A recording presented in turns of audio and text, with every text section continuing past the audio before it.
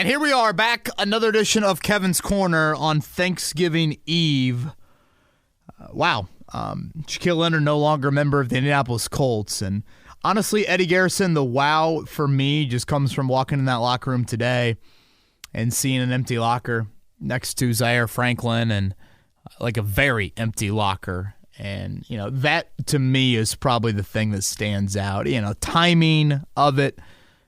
And the fact that that's how his career ends. Imagine saying in 18 or 19 or 20 and 21 that Shaquille Leonard's career is going to end on a Tuesday coming back from the bye week with a roster move that brought Ronnie Harrison Jr., onto the 53-man roster. So just crazy. Absolutely crazy. We'll obviously hit on a lot of that today on this edition of Kevin's Corner. Happy Thanksgiving to you. Happy Thanksgiving to you as well. And to all of our listeners out there. That's right. All of them that listen to us via podcast and on YouTube.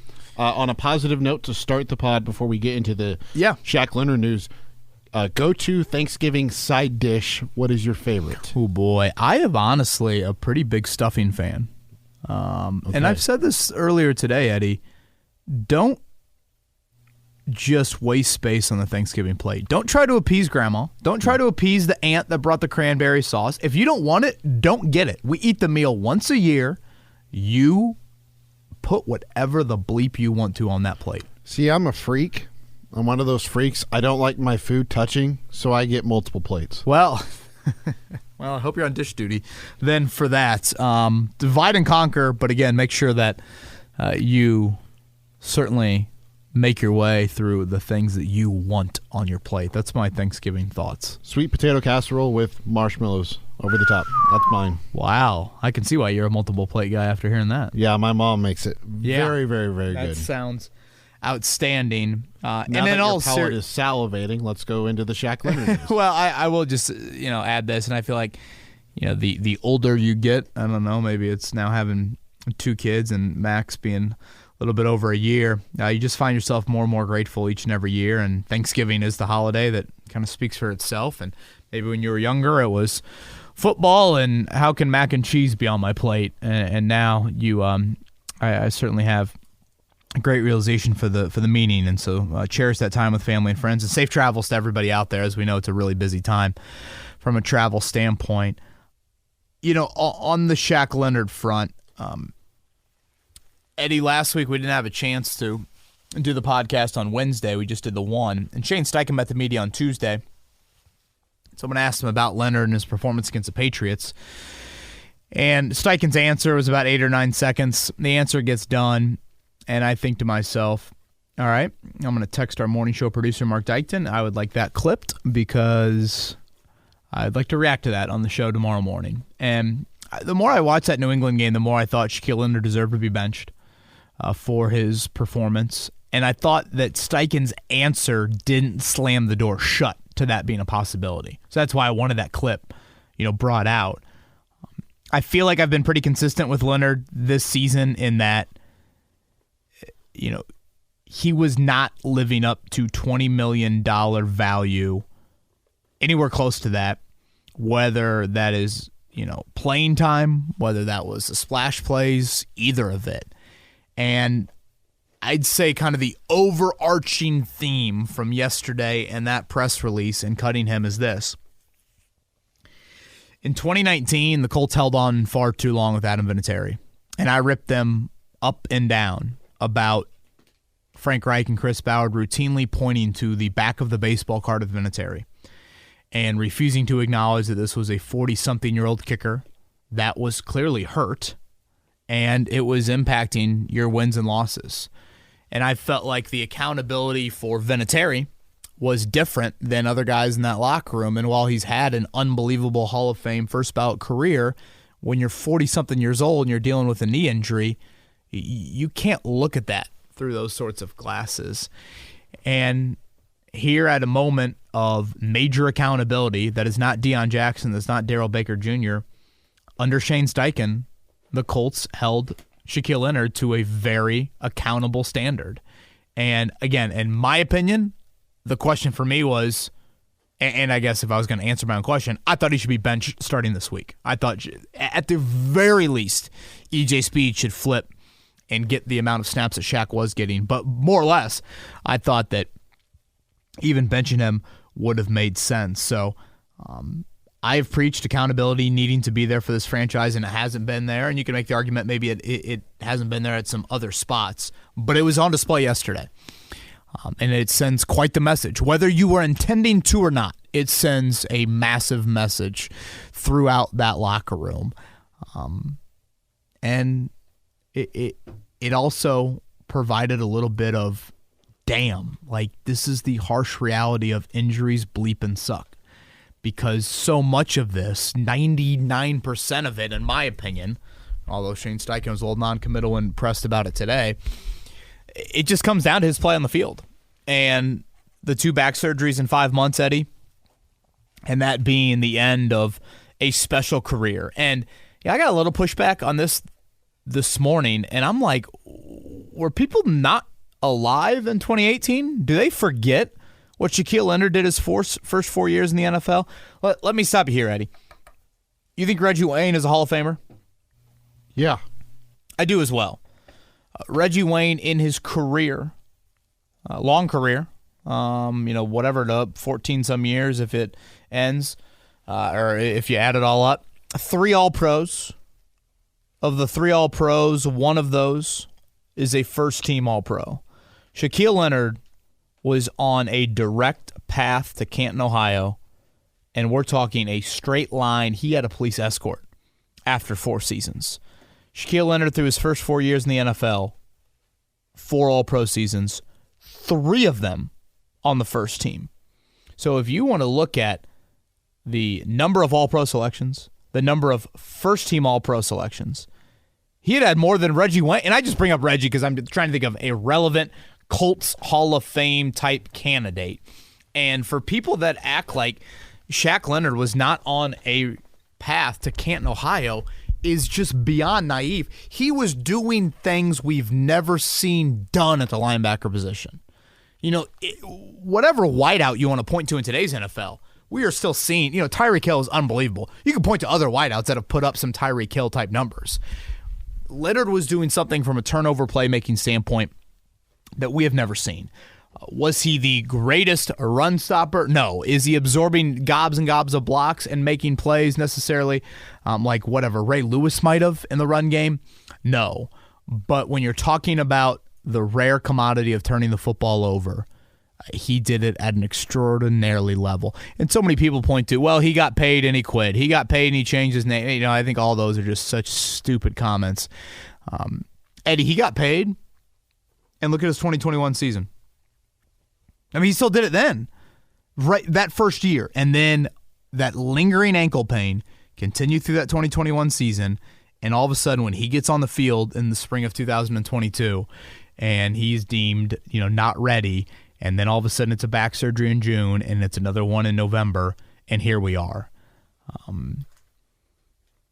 So, yeah, it is someone mentioned to me earlier today, it's very reminiscent of Victor Oladipo in that you have guys I think Shaq certainly is at a higher level. But both of those players' cases, Eddie, they're elite athletes. They need that peak athleticism because in Shaq's case, he's playing linebacker 215. In Victor's case, he was playing 2-guard as a streaky shooter who was 6'4". So you got to do freakish things athletically in other areas, be very instinctual to make up for that. And when all of a sudden Leonard's athletic traits were limited, this was almost inevitable. And when I started to hear nerve and back, right then and there, man, I've always looked at this season and thought, this is your chance to get an out after this year, and you're going to have to do it, unless he proves me wrong. I've brought up before, for those that have been out to training camp, and you get the up-close look at Shaq Leonard, and you look at the good leg versus the bad leg, you see a stark contrast.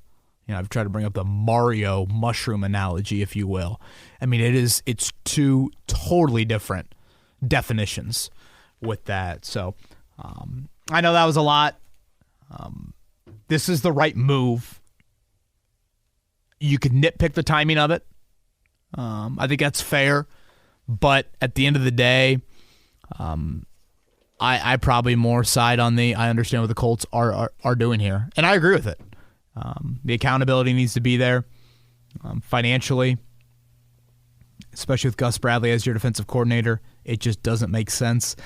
Might you need him down the stretch if EJ Speeder is there? Franklin gets hurt, sure, but to me it was either you were doing this on February 21st or November 21st, and you decided to do it following the bye week, which, to be clear, the timing is very awkward. Being at his event last night, you felt awful for the dude because he's such a psychotic competitor, and I say that with a lot of compliment behind it. Mm-hmm. Yeah, I agree with you on everything that you just said. The play that you were receiving from him did not match close. Yeah, it didn't sniff it to the money that he was being paid. Yeah. The one thing that I raised question on was the timing of it. And then hearing Shaq explain, I asked for a November meeting. Gus told me on Monday I would be inactive going forward, and then today they informed me that I'm being released, and that he would be okay with taking a backseat role, which didn't line up with what he had been saying the last 2 weeks. And I think that uber competitiveness that he has that fuels him every week, I don't think it would have allowed him to sit there for the remainder of the season behind EJ Speed. Yeah, it would have been awkward, certainly. If the Colts had to do it all over again, would they just have outright cut him on Monday and not given hey, we're going to have you inactive and then we'll sleep on it, and then we wake up Tuesday and we think to ourselves, boy, that sounded decent at the time. Or even the way his ankle issue was initially treated. Sure. I mean, hindsight's obviously 2020, and the medical element to this is certainly something at play. Again, through a couple Leonard notes here. He's the only player in NFL history with 10 or more picks, 15 or more sacks, and 15 or more forced fumbles in the first 5 years of a career. He did that after year 4. Eddie. Him, Quentin Nelson, Jim Parker, the only Colts players in the historic franchise of the Colts to get first-team All-Pro honors in 3 of 4 seasons. I mean, it's the resume was astonishing. The past tense of it, unfortunately, is the reality of it. He was on a Canton path. There is no question about it. Was he a perfect player? No, but his historic nature to taking the ball away is just not something you see at linebacker. And for that, he was able to cover up a lot of it. And think about the timeliness of it, Eddie, and the variety of punch-outs and interceptions. And it always seemed like he would dial one up, and I didn't even need to see who it was. You just knew 53 was going to pop off the turf with the ball. I think his energy was infectious. I think guys certainly mentioned that several times today in the locker room. I tweeted out a video. Guys like Quentin Nelson talking about him, and DeForest Buckner, and obviously Zaire Franklin and all of that. So I would say lastly on it, okay, where's their blame? Is there blame on it? I think the overall thought, and it's probably been my biggest Ballard criticism throughout, is improperly investing into non-premium positions. That's probably been my biggest Ballard issue. All 22 are not created equal. You can stick with that on Leonard. I still think, though, injury suck defines this more than anything. Okay, so in 2021, Eddie, you give him the extension in August, right? And at that point, it's Matt Eberflus still here. So he goes out, and he had come off, an ankle surgery that offseason leading into that year. Remember, he sat out kind of the first, 8 or 9 days of camp. People were kind of wondering, hey, why is he sitting out? Is there a little bit more here to it? Leonard, that 2021 season, this is coming off of obviously the previous, All-Pro, Pro Bowl seasons that he had on a year in, year out basis. And Leonard goes out that year, and he gets you 4 interceptions, which is, I would say, a notable number for a linebacker. He's got 8 passes broken up. He's got 8 forced fumbles, which led the NFL. 8 forced fumbles for a guy that's not just like ferociously coming off the edge like he's Robert Mathis, snap in and snap out. So again, that first year after he signed it, he still produced at a really, really high level. Again, I think you can go back to the root of you don't draft off-ball linebackers that high. If you want to get nitpicky, you knew at 215 pounds there was going to be a risk of how longevity-filled a career would be.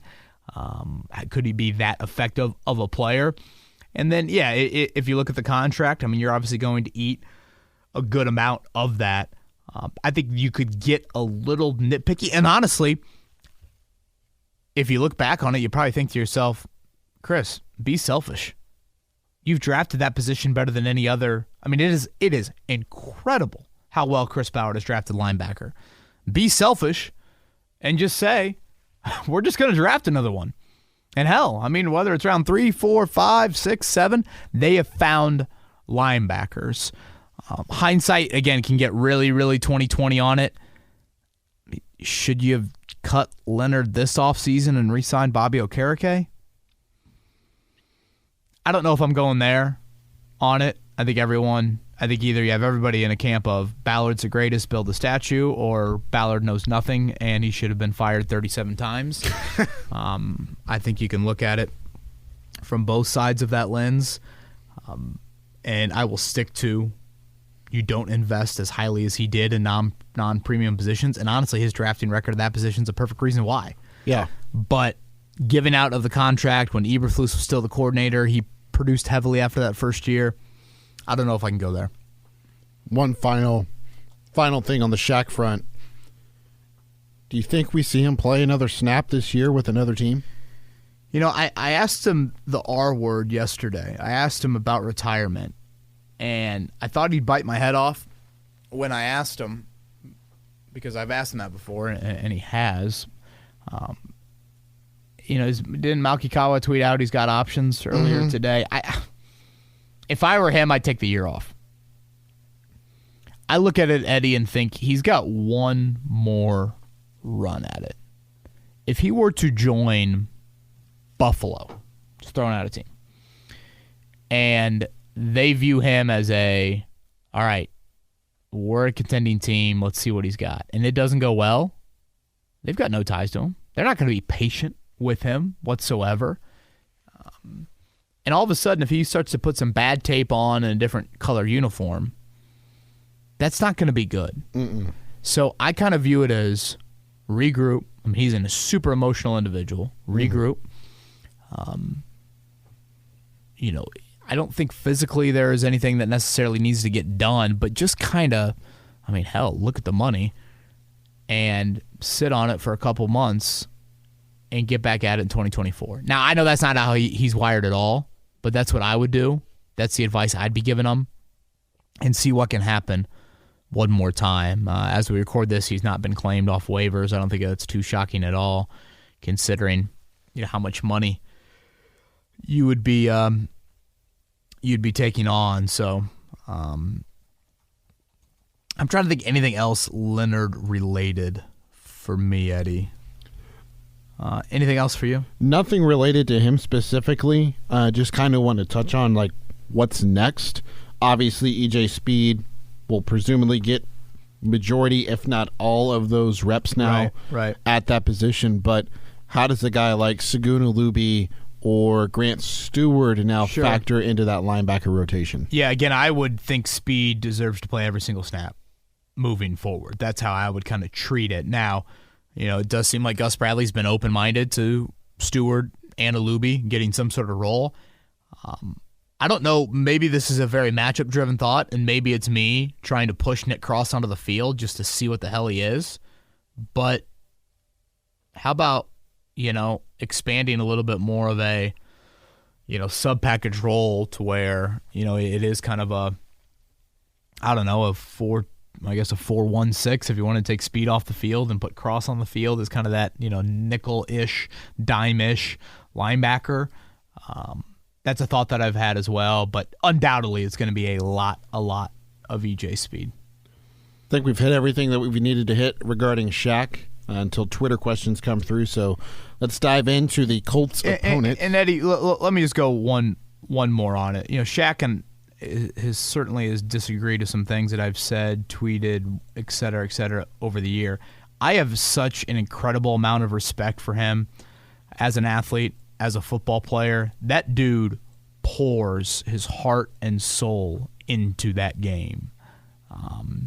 You want that. Like, his comments the last 2 Thursdays, that comes out of the competitor. That is what it was all rooted in. And I thought he honestly did it in a decently respectful manner. And so I want to give just a hat tip to him as an athlete, as a competitor. It's a hell of a story.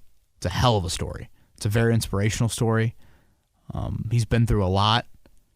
So I do want to make sure that hat tip is there. And again, having said all of that, if you want to get the elevator pitch of what Kevin Bowen thinks of the move, insert harsh reality, NFL business is at play, injuries effing suck, et cetera, the Colts needed to do this. Could they have waited to the end of the year? Sure.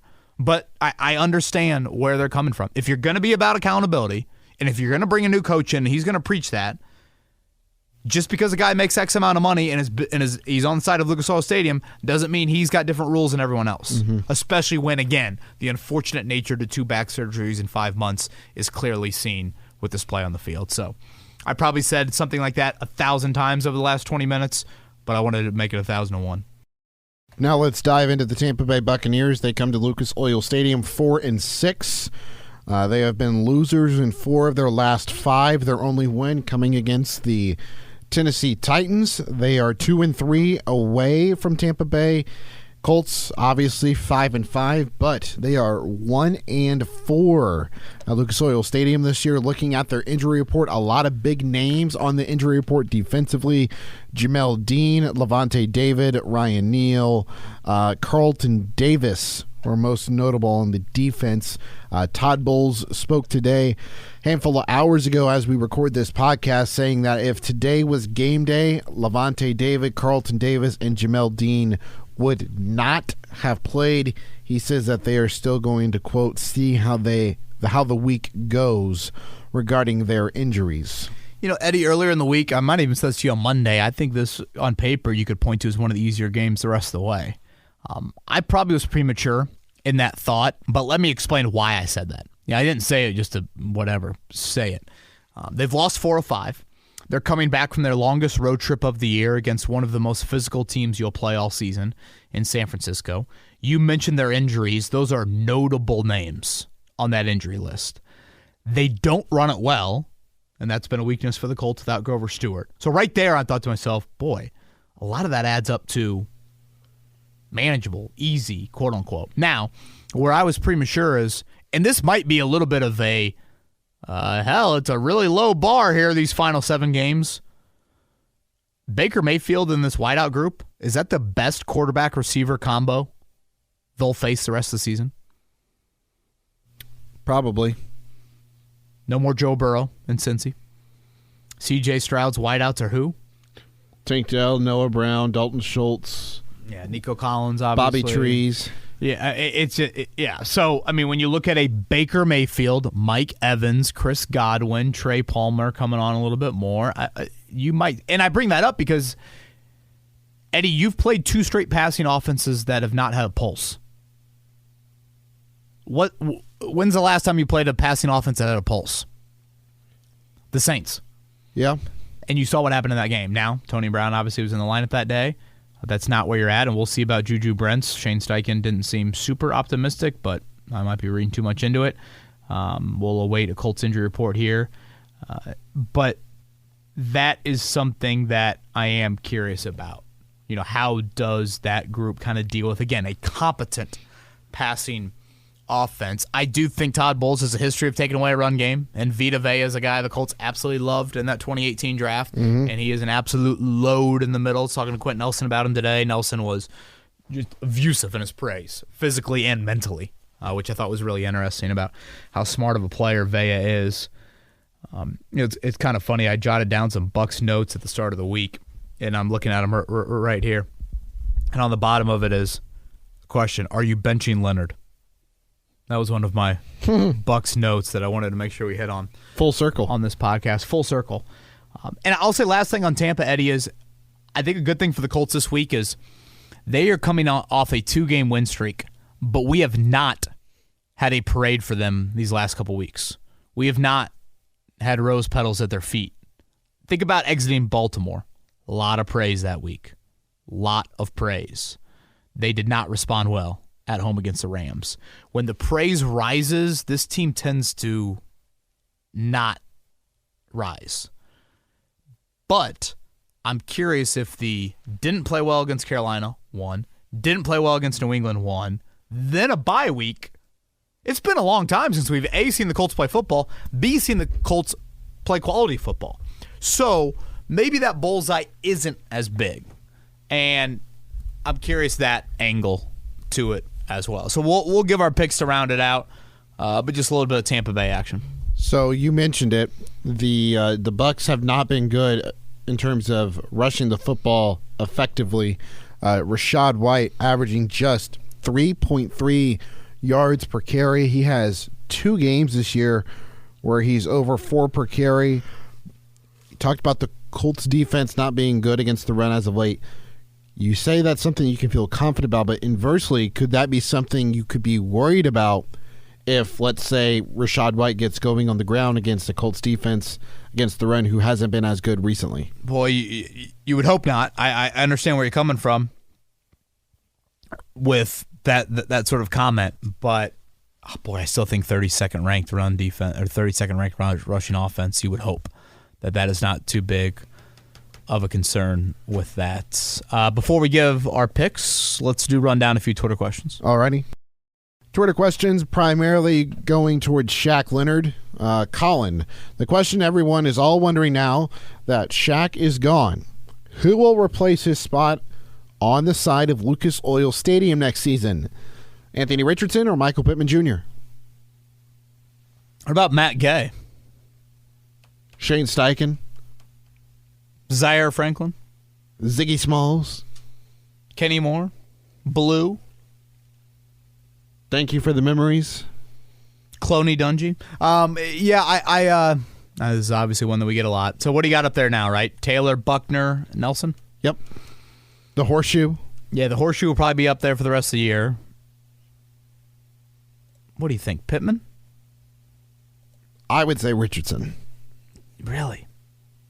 That soon? Guy's never started and won an NFL football game, and he's already on the side of Lucas Oil Stadium? He's Superman.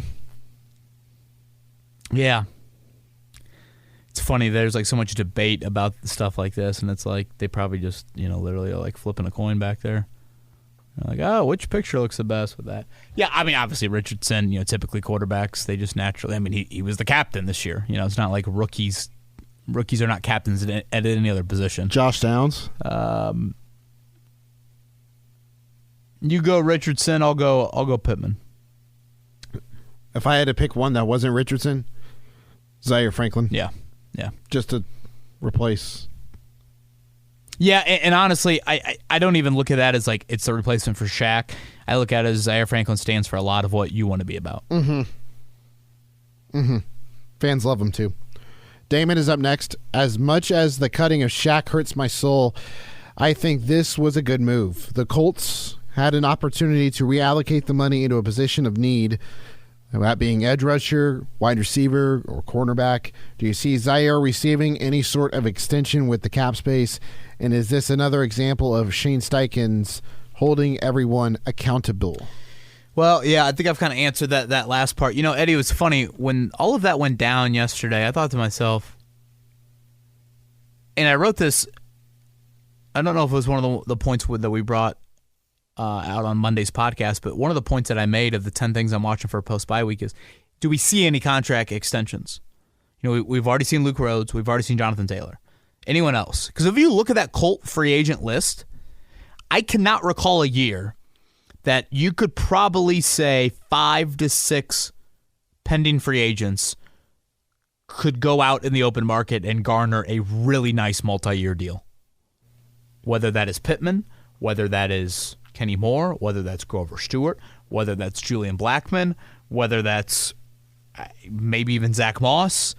I'm sure I'm forgetting about somebody that's a free agent as well. So that is something that I did think about. Rigoberto Sanchez. He is indeed one. Gardner Minshew is one. Again, are you using any sort of money in the here and now to extend somebody? Is Pittman that guy? I don't know. That is one I am curious about. Now, does this $6 million that they save this year? They do save $6 million, right? Even if he goes unclaimed, or do they have to pay him that $6.11 million if he goes unclaimed? I believe they have to pay him that money the rest of the year. Okay. Yeah. So never mind, because I doubt he gets claimed at all. But Right. Cody and Walter are up next. The Colts just made a statement, and I like it.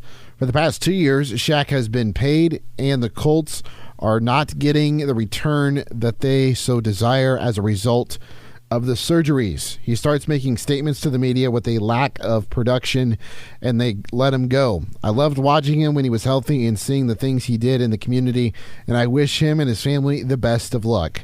But you can't complain about playing time when you are not producing with the time you are given. Correct me if I'm wrong, but didn't he make a business decision by holding out before his contract?